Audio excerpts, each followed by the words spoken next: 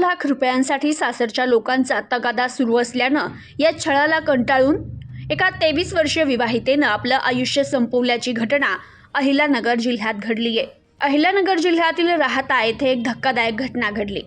एका विवाहितेनं सासरच्यांकडून होणाऱ्या छळाला कंटाळून आत्महत्या करत आपली जीवनयात्रा संपवली आहे। सासरच्या लोकांनी हुंड्यासाठी या महिलेचा छळ केला। या त्रासाला कंटाळून तिनं जीवन संपवण्याचा निर्णय घेतला।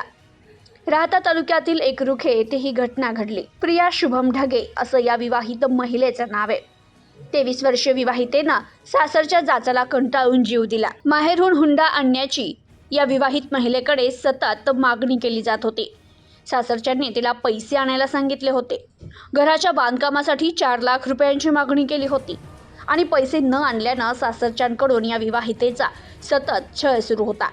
याच जाचाला कंटाळून तिनं आपलं जीवन संपवलं।